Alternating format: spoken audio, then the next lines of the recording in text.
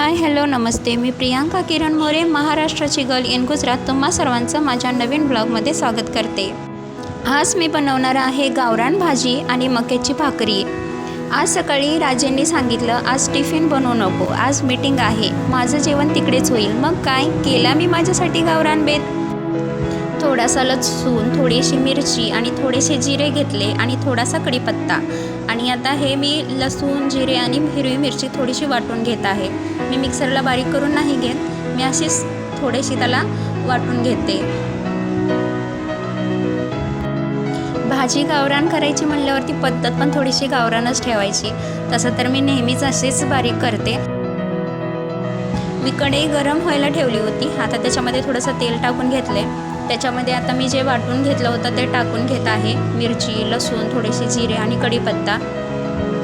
या भाजीला जास्त मसाल्यांची गरज नसते.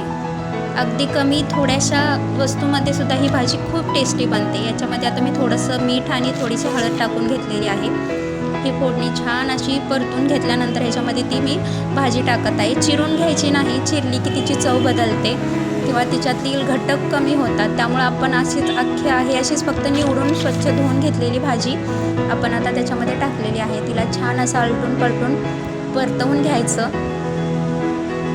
पहा, तिला तिचंच पाणी सुटत आहे. छान खूप कवळी आणि लुसलुशीत भाजी आहे. आता याच्यावर मी थोडंसं ताट झाकून थोड्या वेळ ठेवून देते. आता मी इथे मक्याचं पीठ चाळून घेत आहे. ही मका पण घरचीच आहे. माझी 2 नंबरची बहीण अक्का, हिच्याकडून मी येताना थोडीशी मका घेऊन आले होते. तसं तर ती मला अजून खूप घेऊन जा म्हणत होती, पण एवढ्या लांबून ओझं आणणं शक्य नव्हतं. त्याच्यामुळे मी एक 3-4 किलोच मका घेऊन आले होते. पण आता खरंच एवढी टेस्टी भाकरी होती ना याची की आता थोडासा पश्चाताप होत आहे की अजून थोडी आणायला हवी होती. आता इथे मी छान असं पीठ मळून घेत आहे. जेवढं पीठ चांगलं मळलं जाईल तेवढी भाकरी छान होते. त्याच्यामुळे मी छान इथं आता पीठ मळून घेत आहे.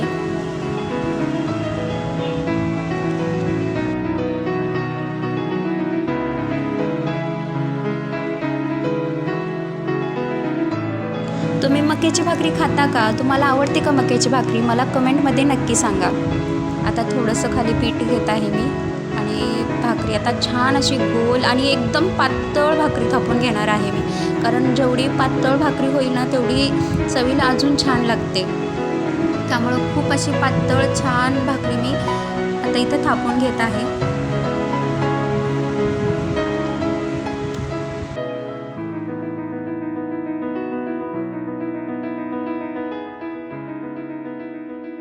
सगळ्या बाजूनं एकसारखी पातळ अशी भाकरी थापून घ्यायची आहे. ती कुठेही काठाला किंवा एकदम मधीच अशी जाड किंवा पातळ अशी नाही झाली पाहिजे.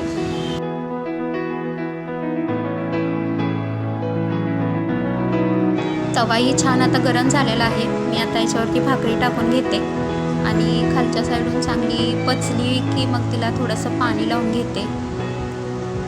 सगळीकडून पाणी व्यवस्थित लागलं गेलं पाहिजे. काठाने पण छान असं पाणी लावून घेतल्यानंतर आता मी भाकरीला पाहणार आहे खालून ती व्यवस्थित निघते का.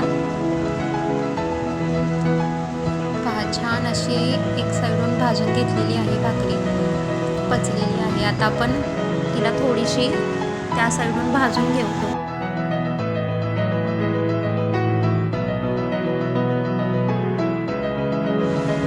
छान अशी खालच्या साईडून पण आपली भाकरी भाजलेली आहे. पहा, तरी पण मी अजून थोडीशी कडक होऊ देते, कारण कडक भाकरी केली की चवीलाही चांगली लागते. कुठे अजून पाठीमागून कच्ची राहिली असेल तर तीही भाजून निघते. थोडंसं आता हवा जात आहे त्यामुळं फुगत नाही आहे, पण काळजी नाही, कारण मी पातळ भाकरी केलेली आहे त्यामुळे ती एकदम छान होणार याची खात्री आहे. अशी फिरवून वगैरे सगळ्या साईडून भाकरी मी छान भाजून घेते. मित्रांनो, तुम्हाला आजचा ब्लॉग कसा वाटला? मक्याची भाकरी तुम्ही खाता का? हेही मला कमेंटमध्ये नक्की सांगा. आणि व्हिडिओ आवडला असल्यास लाईक आणि कमेंट करायला विसरू नका.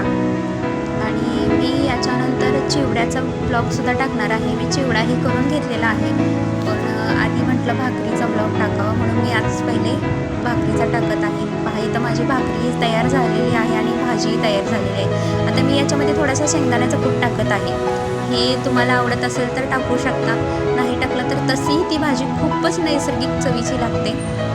आणि माझं ताट तयार आहे पहा. मक्याची गरमागरम भाकरी आणि गावरान भाजी या खायला.